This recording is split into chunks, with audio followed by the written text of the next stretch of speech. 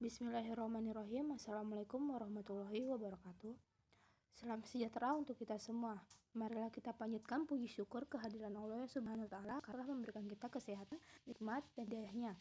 Kepada yang terhormat Ibu Dr. Sinur Hidayah Ilyas SPD MPD selaku dosen pada mata kuliah Strategi Pembelajaran Anak Usia Dini dan juga teman-teman mahasiswa semua yang saya banggakan. Perkenalkan, kami dari kelompok 1 yang terdiri dari 2 anggota, yakni saya sendiri Vira Agustin selaku moderator dan presentator kedua, dan rekan saya yakni Aisyah Nadifa Azhara selaku presentator pertama. Adapun materi yang kami sampaikan yakni materi yang berasal dari hasil review jurnal dan artikel dan buku kami.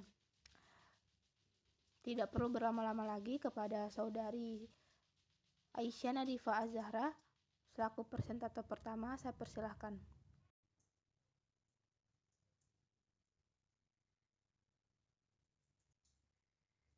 Baik, saya akan membaca materi pertama, hakikat strategi pembelajaran. Pengertian strategi pembelajaran. Strategi diartikan sebagai perencanaan yang berisi tentang rangkaian kegiatan yang didesain untuk mencapai tujuan pendidikan tersebut. Strategi pembelajaran adalah keseluruhan pola umum kegiatan pendidik dan peserta pendidik dalam mewujudkan peserta pembelajaran yang efektif untuk mencapai tujuan secara efektif dan efisien. Terbentuk oleh paduan antara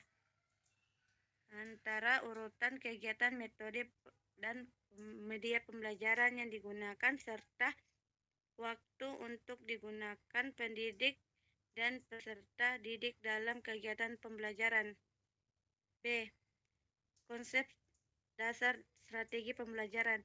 Menurut Neumann dan Logam dalam Makmun tahun 2003 mengemukakan 4 konsep strategi dari setiap usaha, yaitu 1.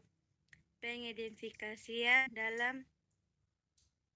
dan penetapan spesifikasi dari kualifikasi tujuan yang akan dicapai dengan memperhatikan dan mempertimbangkan aspirasi masyarakat yang memerlukan. Yang kedua, pertimbangan nilai cara pendekatan utama yang ditempuh untuk dicapai sasaran, pertimbangan dan penempatan langkah yang ditempuh sejak titik awal pelaksanaan sampai pembayaran. Yang keempat, pertimbangan dan penempatan tolak ukur untuk mengukur taraf keberhasilan tujuan.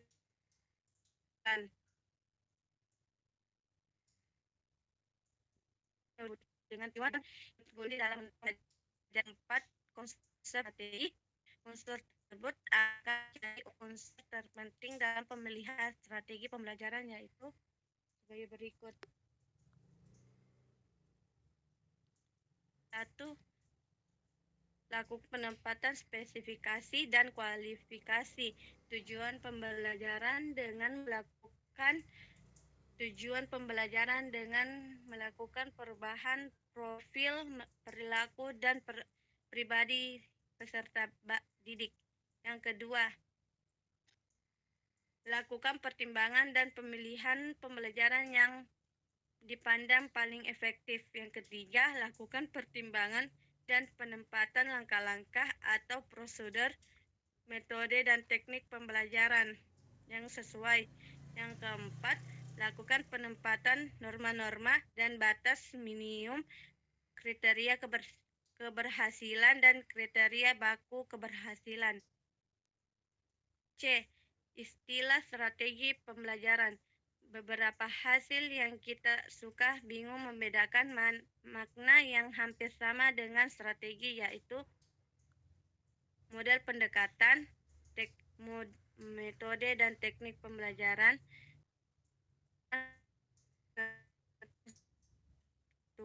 yang melukis prosedur sistematis dalam perorganisasian pengalaman pembelajaran untuk mencapai tujuan.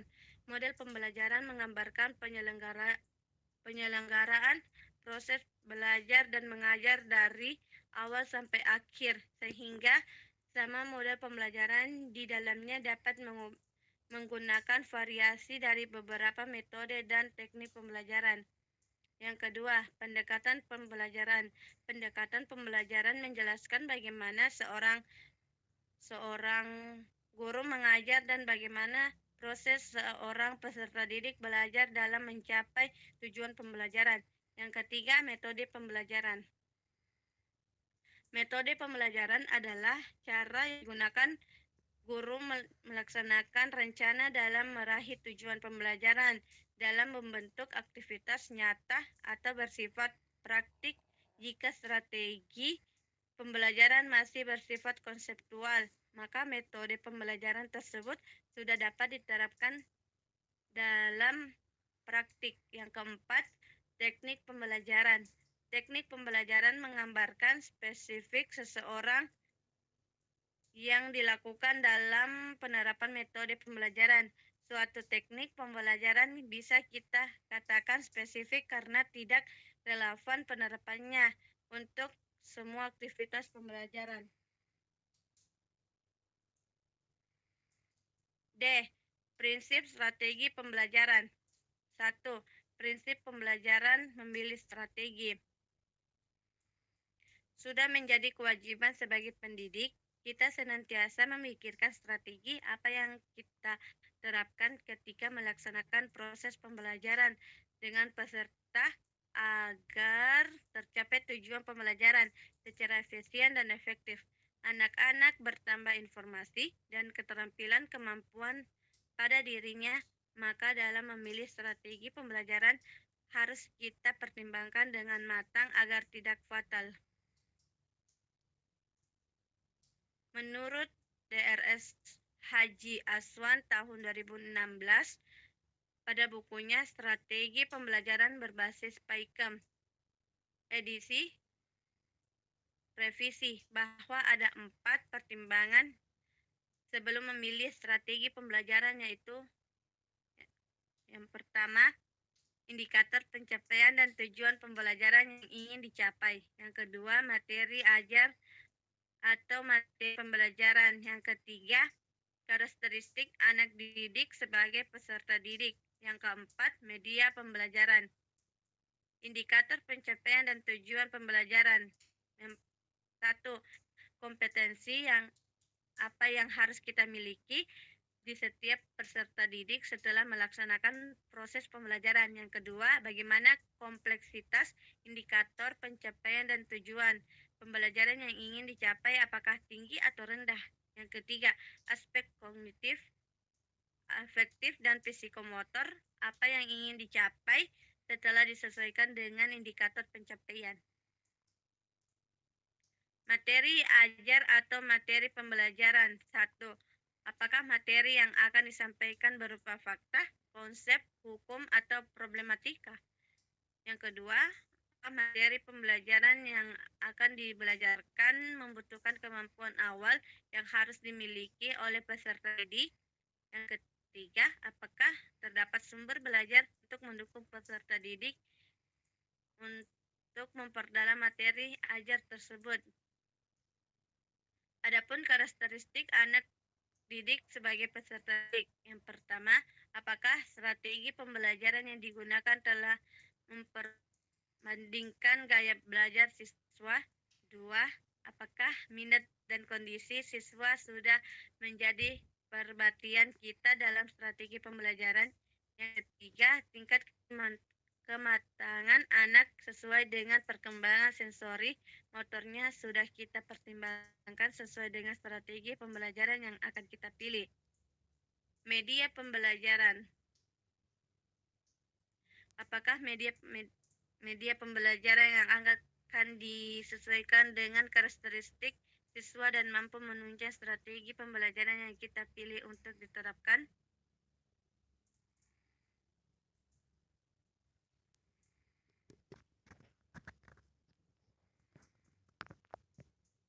kelebihan dan kekurangan, dan keunikan dari semua strategi pembelajaran menjadi kekhasan dan dari masing-masing strategi tersebut.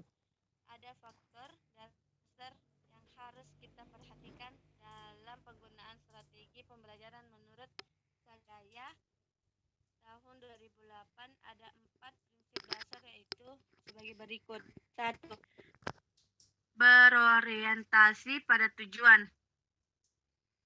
Tujuan adalah yang ingin dicapai, artinya segala aktivitas pembelajaran antara pendidik dan peserta didik dilaksanakan untuk mencapai tujuan pembelajaran yang telah ditentukan. Yang kedua, aktivitas. Strategi pembelajaran harus mampu mensupport semua aktivitas yang berkenan dengan peserta didik, baik fisik maupun mental. Yang ketiga, individualitas. Walaupun mustahil, seseorang guru bisa selalu berhasil dalam mendidik dan mengajari peserta didik.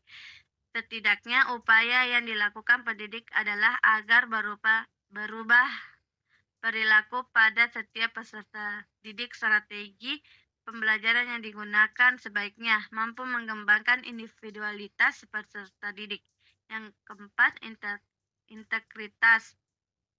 Aspek kognitif, afektif, dan psikomotor menjadi satu bagian yang terintegrasi untuk dikembangkan melalui kegiatan pembelajaran.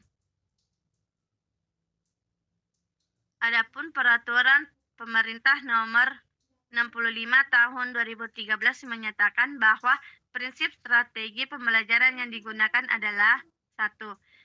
Peserta didik diberitahu menuju peserta didik mencari tahu.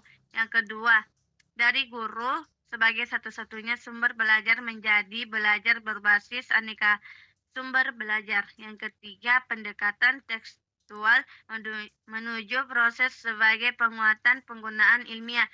Yang keempat, dari pembelajaran berbasis konten menuju pembelajaran berbasis kompetensi. Yang kelima, dari pembelajaran dengan jawaban yang benar multidimensi. Yang keenam, dari pembelajaran verbalisme menuju keterampilan aplikatif. Itulah tadi yang saya akan bacakan. Baik, saya akan melanjutkan kepada Vira Agustin. Baiklah, terima kasih. Di sini saya akan melanjutkan presentasi, yakni pada bagian bab 2. Pemilihan strategi pembelajaran. Klasifikasi variabel dalam pembelajaran. Proses pembelajaran adalah upaya untuk mencapai tujuan pembelajaran. Nah, tujuan pembelajaran sendiri merupakan suatu usaha untuk memberikan rumusan hasil yang diharapkan dari subjek belajar setelah menyelesaikan pengalaman belajar. Dalam proses pembelajaran, terdapat variabel-variabel yang dianggap mencerminkan atau mengungkapkan pembangunan dalam sebuah pembelajaran. Menurut Reinhold 1983, variabel pembelajaran dibagi menjadi 3, yaitu yang pertama adalah variabel kondisi.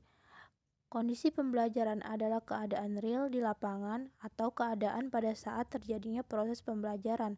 Kondisi pembelajaran selalu berubah-ubah, tergantung pada situasi siswa, kondisi kelas, dan materi pembelajaran. Variabel yang termasuk dalam kondisi adalah variabel yang mempengaruhi penggunaan metode, yaitu yang pertama adalah tujuan pembelajaran. Biasanya tujuan pembelajaran ditetapkan lebih dahulu, kemudian berikutnya semua upaya pembelajaran diarahkan untuk mencapai tujuan. Tujuan pembelajaran dapat diklasifikasikan menjadi 2, yakni tujuan umum dan tujuan khusus. Tujuan umum khusus selalu sejalan dengan 2 jenis strategi pengorganisasian pembelajaran, yaitu strategi makro dan strategi mikro.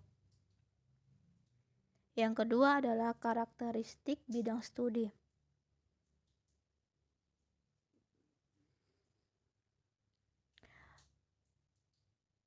Karakteristik bidang studi adalah aspek-aspek suatu bidang studi yang dapat memberikan landasan yang berguna dalam mendeskripsikan strategi pembelajaran. Yang ketiga adalah kendala yang dihadapi, adalah keterbatasan sumber seperti media, waktu, personalia, dan pembiayaan. Yang keempat adalah karakteristik siswa. Karakteristik siswa adalah aspek-aspek kualitas perseorangan seperti bakat, motivasi belajar, dan kemampuan awal atau hasil belajar yang telah dimilikinya. Karakter siswa yang beragam menuntut guru untuk menggunakan berbagai strategi dalam pembelajaran dan pengolahan pembelajaran. Variabel yang kedua yakni variabel metode pembelajaran. Menurut Degeng, metode pembelajaran adalah cara-cara yang berbeda untuk mencapai hasil pembelajaran yang berbeda di bawah kondisi yang berbeda. Di samping itu, tujuan pembelajaran harus menjadi pedoman mutlak dalam pemilihan metode. Variabel metode sendiri terdiri dari strategi pengorganisasian isi, yang dimana cara yang digunakan untuk mengorganisasikan isi bidang studi yang telah dipilih dalam sebuah pembelajaran. Yang kedua,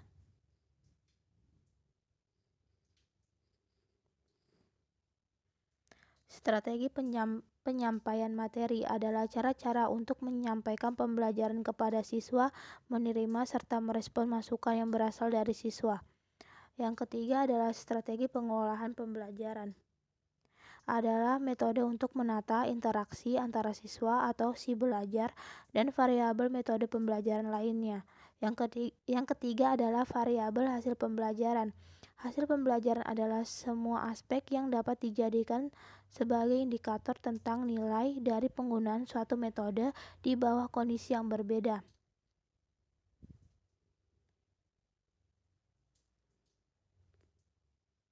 Variabel hasil pembelajaran sendiri terdiri dari yang pertama, keefektifan pembelajaran.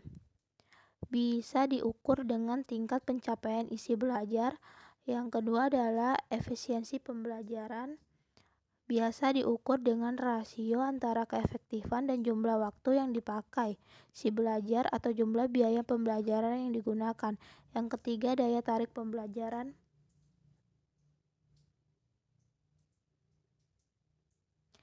Biasanya diukur dengan mengamati kecenderungan siswa untuk tetap terus belajar. B. Klasifikasi strategi pembelajaran. Klasifikasi dalam strategi pembelajaran digunakan untuk mengidentifikasi ciri-ciri atau karakteristik yang menjadi ciri dari strategi yang digunakan oleh guru dalam sebuah pembelajaran. Strategi pembelajaran dapat diklasifikasikan menjadi 5, yaitu yang pertama, strategi pembelajaran langsung. Strategi pembelajaran langsung merupakan pembelajaran yang banyak diarahkan oleh guru. Yang kedua, strategi pembelajaran tak langsung. Strategi pembelajaran tak langsung sering disebut induktif, berlawanan dengan strategi pembelajaran langsung. Pembelajaran tak langsung umumnya berpusat pada peserta didik. Meskipun dua strategi tersebut dapat saling melengkapi, peran guru bergeser dari seorang penceramah menjadi fasilitator. Yang ketiga yakni strategi pembelajaran interaktif. Pembelajaran interaktif menekankan pada diskusi dan sharing di antara peserta didik. Yang keempat adalah strategi pembelajaran empirik. Strategi pembelajaran empirik berorientasi pada kegiatan induktif, berpusat pada peserta didik dan berbasis aktivitas. Yang terakhir adalah strategi pembelajaran mandiri. Belajar mandiri merupakan strategi pembelajaran yang bertujuan untuk membangun inisiatif individu, kemandirian, dan peningkatan diri. Fokusnya adalah pada perencanaan belajar mandiri oleh peserta didik dengan bantuan guru.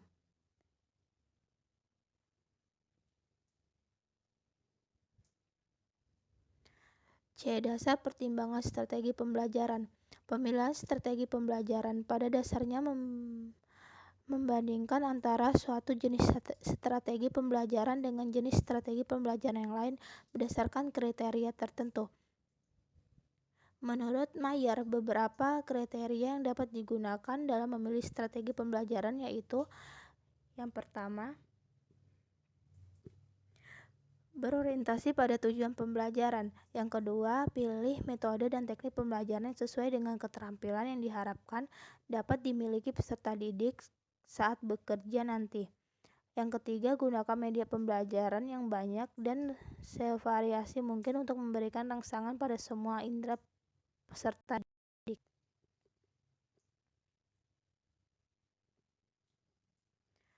Pemilihan strategi pembelajaran yang efektif merupakan keterampilan yang harus dimiliki oleh seorang guru. Oleh karena itu, pemilihan strategi pembelajaran harus memperhatikan kriteria yaitu yang pertama, kesesuaian strategi pembelajaran dengan tujuan atau kompetensi. Yang kedua, kesesuaian strategi pembelajaran dengan jenis pengetahuan. Yang ketiga, kesesuaian strategi pembelajaran dengan sasaran. Yang keempat, biaya. Yang kelima, kemampuan strategi pembelajaran. Yang keenam,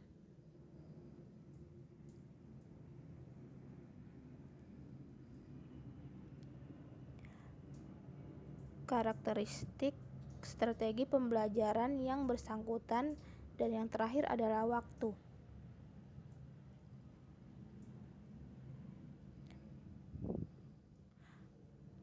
Bab 3. Perbedaan pendekatan model strategi metode pembelajaran. Yang pertama, definisi model pembelajaran. Menurut Arens 1997, model pembelajaran mengacu pada pendekatan pembelajaran yang akan digunakan, termasuk di dalamnya tujuan-tujuan pengajaran, tahapan-tahap dalam kegiatan pembelajaran, lingkungan pembelajaran, dan pengolahan kelas.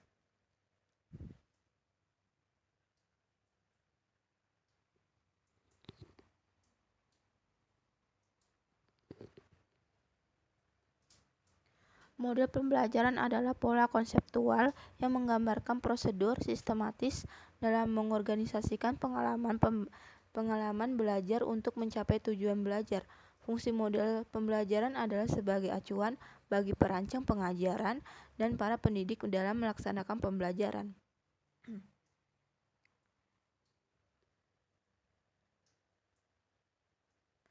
Definisi strategi pembelajaran.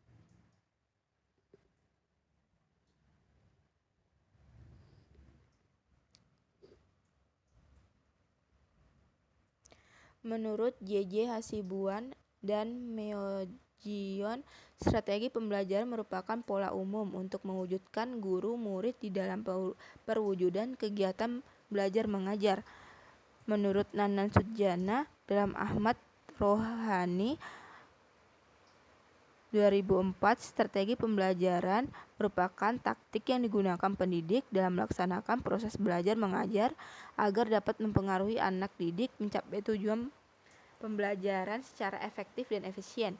Nah, dari beberapa para ahli tersebut dapat disimpulkan bahwa strategi pembelajaran adalah suatu kegiatan pembelajaran yang harus dikerjakan guru dan siswa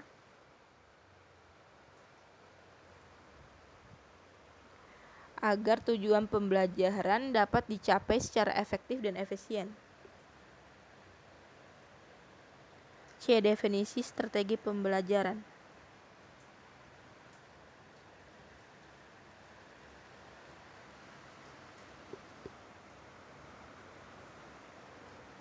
Menurut Muhyiddin Syah 1995, dalam pemakaian yang umum, metode diartikan sebagai cara melakukan suatu kegiatan atau cara melakukan pekerjaan dengan menggunakan fakta dan konsep-konsep secara sistematis.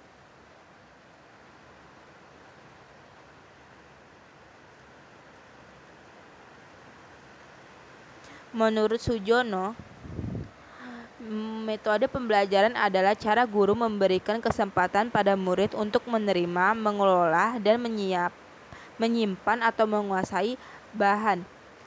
Dari definisi di atas dapat disimpulkan bahwa metode pembelajaran adalah upaya untuk mengimplementasikan rencana yang sudah disusun dalam kegiatan nyata agar tujuan yang telah disusun dapat dicapai secara optimal. D. Perbedaan pendekatan, strategi, model, dan metode pembelajaran.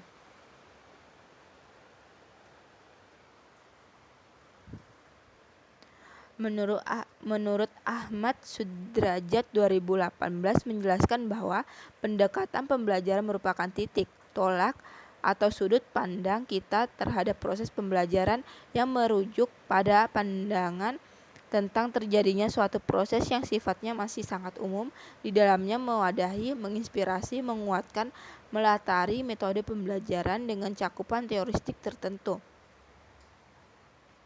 Strategi pembelajaran sifatnya masih konseptual, dan untuk mengimplementasikannya digunakan berbagai metode pembelajaran tertentu.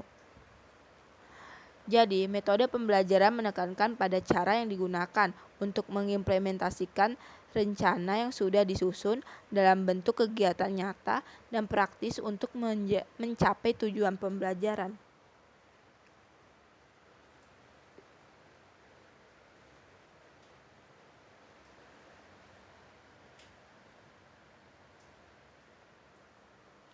Selanjutnya, metode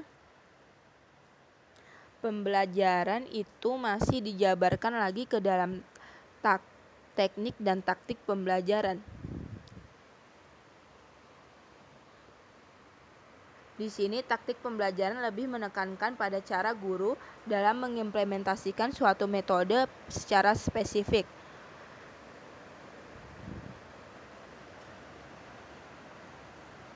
Sementara taktik pembelajaran merupakan gaya seorang dalam melaksanakan pembelajaran tertentu yang sifatnya personal.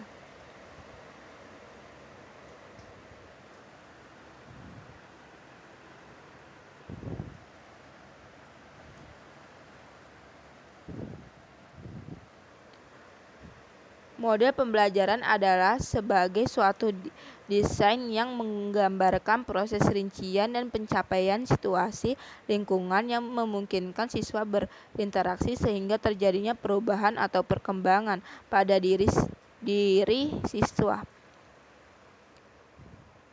Jadi, model pembelajaran adalah dasarnya merupakan bentuk pembelajaran yang tergambar dari awal sampai akhir yang disajikan secara khas oleh guru. Dengan kata lain, model pembelajaran merupakan bungkus atau bingkai dari penerapan suatu pendekatan, strategi, metode, teknik, dan taktik pembelajaran.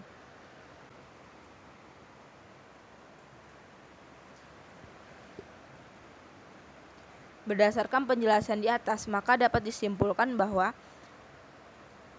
perbedaan antara pendekatan, strategi, metode, dan model pembelajaran terletak pada hal-hal. Yang pertama, pendekatan pembelajaran lebih merupakan titik tolak atau sudut pandang guru terhadap proses pembelajaran yang sifatnya masih umum. Di dalamnya mewadahi, menginspirasi, menguatkan, dan melatari metode pembelajaran dengan cakupan teoristik tertentu. Yang kedua, strategi pembelajaran lebih bersifat konseptual untuk mencapai suatu tujuan pembelajaran. Yang ketiga, metode pembelajaran menekankan pada cara yang digunakan guru untuk mengimplementasikan rencana yang sudah disusun dalam bentuk kegiatan nyata dan praktis untuk mencapai tujuan pembelajaran. Yang keempat, model pembelajaran bingkai dari penerapan suatu pendekatan, strategi, metode, teknik, dan taktik pembelajaran. Adapun referensi yang kami gunakan untuk membuat buku ini adalah sebagai berikut.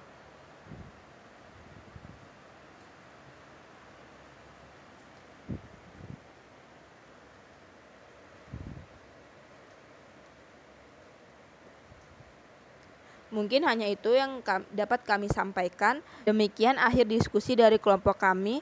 Terima kasih kepada semua yang telah berpartisipasi. Kurang dan lebihnya mohon dimaafkan. Wabillahi taufiq wal hidayah. Wassalamualaikum warahmatullahi wabarakatuh.